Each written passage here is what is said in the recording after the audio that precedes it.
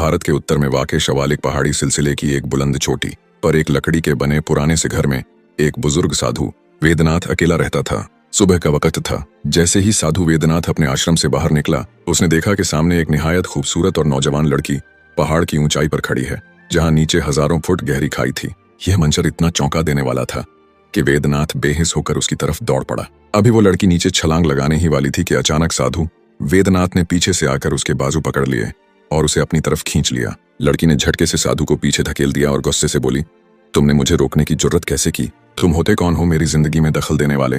वो दोबारा आगे की तरफ बढ़ी, जैसे छलांग लगाने वाली हो। साधु वेदनाथ एक बार फिर लपका और इस बार और भी मजबूती से उसका हाथ पकड़ लिया। लड़की ने पूरी कोशिश की खुद को छुड़ाने की, मगर साधु ने इस बार उसे जाने न दिया। नरमी से साधु ने कहा, आखिर ये क्या कर रही हो? मुझे बताओ तो सही, शायद मैं तुम्हारी कुछ मदद कर सकूं। लड़की ने आंसू भरी आंखों से कहा, तुम क्या मेरी मदद करोगे? मुझे घर से निकाल दिया गया है, मेरे पास न ठिकाना है न कोई सहारा। साधु कुछ देर तक उसे खामोशी से देखता रहा, फिर उसके हाथ की कलाई पकड़कर बोला, चलो मेरे साथ आओ। लड़की घबरा कर बोली, कहाँ? साधु ने बस इतना कहा, आओ तो सही। वो लड़की का हाथ थामे कुछ कहे बगैर नीचे उतरते पहाड़ी रास्ते पर चल पड़ा। लड़की बार बार कहती रही, मेरा हाथ छोड़ो, तुम कहाँ ले जा रहे हो? मुझे बताओ तो सही। मगर साधु खामोश रहा, बस उसका हाथ थामे आगे बढ़ता रहा। कुछ देर के बाद वो दोनों उस लकड़ी के घर के दरवाजे पर पहुंचे। साधु ने दरवाजा खोला और लड़की को अंदर ले जाने लगा। लड़की बोली, ये कौन सी जगह है? ये किसका घर है? तुम मुझे यहाँ क्यों ला रहे हो? साधु ने अंदर जाकर उसका हाथ छोड़ा और दरवाजा बंद करके अंदर से कुंडी लगा दी। लड़की घबरा गई और जोर से बोली, ये क्या कर रहे हो? दरवाजा क्यों बंद किया? मुझे यहाँ क्यों ले आए हो? बोलते क्यों नहीं? साधु चुप रहा, बस उसे खामोशी से देखता रहा। फिर अचानक दरवाजा खोला, बाहर निकला और बाहर से भी कुंडी लगा दी। लड़की ने चीखते हुए दरवाजा पीटना शुरू कर दिया। राधिका जोर से चीखी, तुमने मुझे अंदर क्यों बंद किया है? कहाँ जा रहे हो? मगर साधु वेदनाथ ने एक भी बात का जवाब न दिया और खामोशी से पहाड़ों की तरफ चढ़ता चला गया। अब रात हो चुकी थी। राधिका उस वीरान लकड़ी के घर में अकेली थी। सारा दिन वो दरवाजा पीटती रही, आवाजें देती रही, मगर कोई सुनने वाला न था।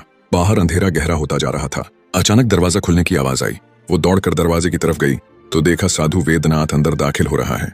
राधिका ने गुस्से में कहा, तुमने मुझे यहाँ क्यों लाया? सारा दिन बंद करके कहाँ चले जाते हो? साधु वेदनाथ उसके करीब आया और निहायत सुकून से बोला, धीरज रखो, इस घर को अपना ही घर समझो। आज के बाद तुम मेरे पास ही रहोगी, तुम्हें कहीं और जाने की जरूरत नहीं है। उसकी आंखों में एक अजीब सी चमक थी, जैसे दिल में कुछ और ही चल रहा हो। राधिका ने हिचकिचाते हुए कहा, मैं तुम्हारे साथ कैसे रह सकती हूँ? मुझे तो मेरे अपने घर वालों ने निकाल दिया है, तुम मुझ पर इतनी मेहरबानी क्यों कर रहे हो? साधु ने नरमी से बात करते हुए उसे तसल्ली दी, दिलासा दिया। राधिका, जो पहले ही जिंदगी के थपेड़ों से टूट चुकी थी और जिसके पास अब कोई सहारा न था, आखिरकार वहीं रुकने को राजी हो गई।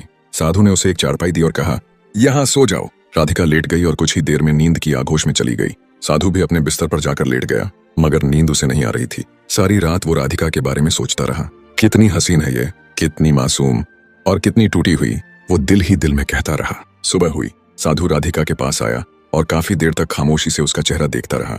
अचानक राधिका की आंख खुल गई। उसने चौंक कर फौरन अपनी चादर संभाली और हैरान होकर बोली, क्या हुआ? आप क्या करने आए हो? साधु ने नरमी से कहा, सुबह हो गई है, जाग जाओ। राधिका उठकर बैठ गई। तभी साधु दरवाजे की तरफ गया, बाहर निकला और दरवाजे पर बाहर से कुंडी लगा दी। राधिका पीछे से आवाज देती रही, दरवाजा पीटती रही, दरवाजा खोलो, कहाँ जा रहे हो? मगर साधु कुछ न बोला। वो पहाड़ों की तरफ खामोशी से चढ़ने लगा। दिन ढल गया, रात का अंधेरा फिर से छा गया। राधिका घर में तन्हा बैठी रही, खामोश, बेबस और टूटती हुई। अचानक दरवाजा खुलने की आवाज आई। राधिका दौड़ती हुई गई और देखा कि साधु वेदनाथ घर में दाखिल हो रहा है। राधिका ने गुस्से में उससे कहा, ये क्या कर रहे हो? मुझे दिन भर इस वीरान घर में कैद करके चले जाते हो और कुछ बताते भी नहीं। साधु उसे खामोशी से देखता रहा, फिर धीरे से बोला, कहीं नहीं गया था, बस एक जरूरी काम अधूरा रह गया था, उसे पूरा करने गया था। राधिका ने हैरत भरी निगाहों से उसे देखा। साधु ने कहा, जाओ अपने बिस्तर पर लेट जाओ। राधिका अपने बिस्तर पर लेट गई, मगर नींद नहीं आ रही थी। उसके जहन में यही सवाल गर्दिश कर रहे थे कि साधु रोज कुछ न कुछ अजीब हरकतें क्यों करता है? कहीं ये सब कोई चाल तो नहीं? इसी सोच में उसे नींद आ गई। साधु भी अपने बिस्तर पर लेट गया और जल्द ही सो गया। लेकिन आधी रात के वक्त राधिका को महसूस हुआ कि जैसे कोई उसके करीब है। उसने हल्की सी आंख खोली तो देखा कि साधु वेदनाथ उसके सिरहाने खड़ा है। साधु काफी देर तक उसे खामोशी से देखता रहा, फिर उसने आहिस्ता से कुछ पढ़ा और राधिका पर फूंक मार दी। राधिका कुछ न बोली और सोने का नाटक करती रही, लेकिन वो अंदर ही अंदर सब कुछ देख और समझ रही थी।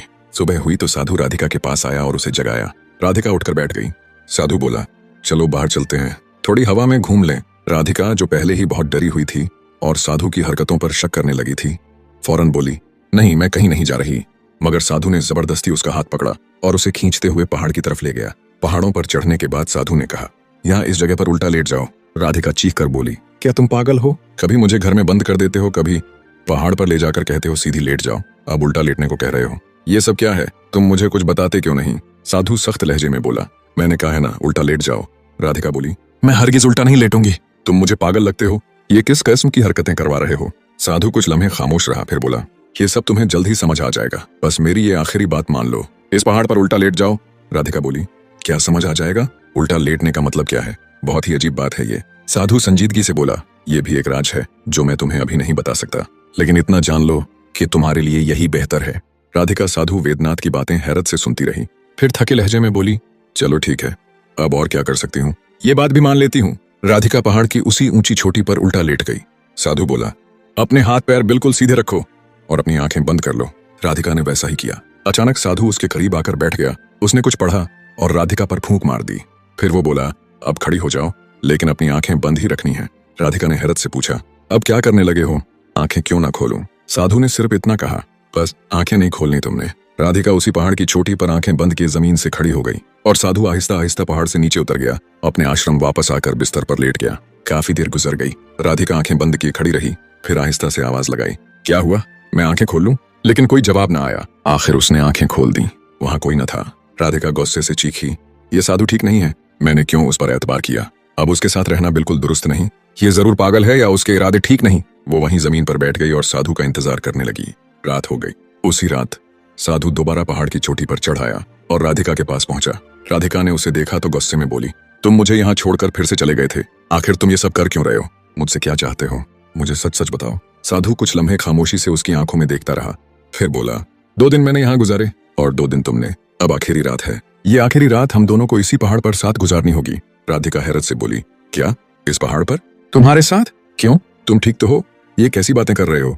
तुम्हारे इरादे क्या हैं? मुझे तो सब कुछ बहुत अजीब लग रहा है। साधु संजीदगी से बोला, बस आखिरी रात, अगर हमने ये रात यहाँ साथ गुजार ली तो सब कुछ ठीक हो जाएगा। मेरी बात मान लो। राधिका झुंझलाकर बोली, क्या ठीक हो जाएगा? तुम मुझे शुरू से कुछ नहीं बता रहे। तुम्हारे इरादे मुझे बिल्कुल भी ठीक नहीं लगते। या तो तुम पागल हो या मुझे पागल बना रहे हो। राधिका थके हुए लहजे में बोली, अब मुझे इस पहाड़ की चोटी पर रात को रोक कर क्या करने वाले हो मेरे साथ? साधु वेदनाथ बोला, सब कुछ समझ आ जाएगा, बस ये एक रात गुजार लो। राधिका जो पहले ही साधु की रोज की खामोशी, अजीब हरकतें और इसरार से परेशान थी, आखिरकार बोली, ठीक है, मैं आज की रात यहाँ गुजार लेती हूँ, लेकिन सुबह मैं तुम्हारा आश्रम छोड़कर चली जाऊंगी। अब मजीद तुम्हारे साथ नहीं रह सकती।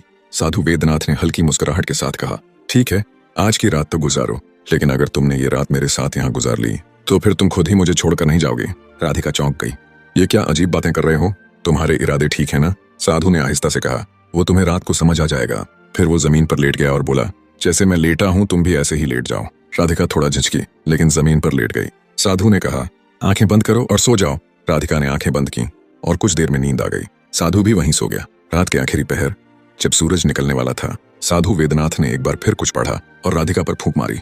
फिर उसने उसे आहिस्ता से जगाया। राधिका, खड़ी हो जाओ, लेकिन आंखें बंद ही रखनी है। राधिका ने उलझ कर कहा, ये क्या नया पागलपन है? कहीं तुम फिर से मुझे यहाँ छोड़कर तो नहीं जा रहे? मैं अब आंखें बंद नहीं रखूंगी।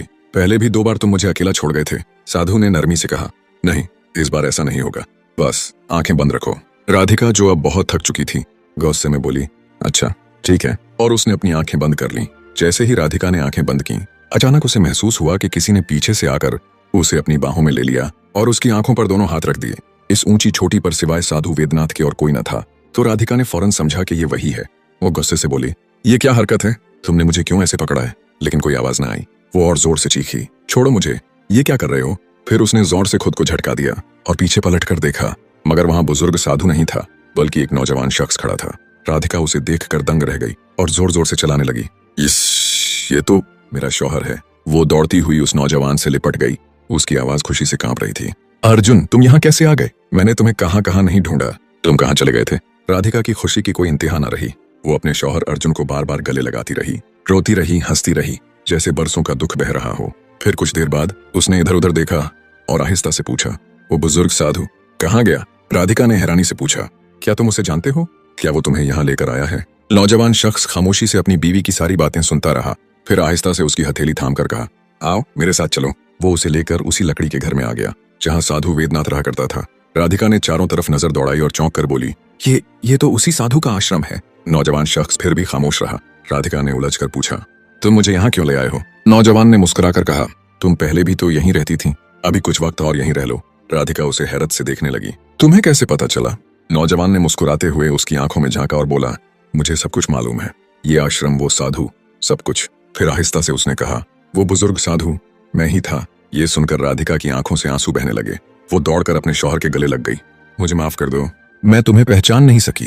अर्जुन, उसका शौहर ने उसके सर पर हाथ रखते हुए कहा, इसमें तुम्हारा कोई कसूर नहीं। ये सब एक राज था जिसे मैं तुम्हें उस वक्त नहीं बता सकता था, मगर तुमने जो सब्र और भरोसा दिखाया वो तुम्हारी सच्ची मोहब्बत की पहचान है। तुम एक अच्छी बीवी हो राधिका। फिर मुस्कुराकर उसने पूछा, अब बताओ वो बुजुर्ग साधु कैसा था? राधिका हंस पड़ी और आंसू पोंछते हुए बोली, वो बुजुर्ग साधु बहुत अच्छे इंसान थे। अर्जुन भी मुस्कुरा दिया और यूं कई बरसों बाद एक बिछड़ा हुआ जोड़ा फिर से मिल गया।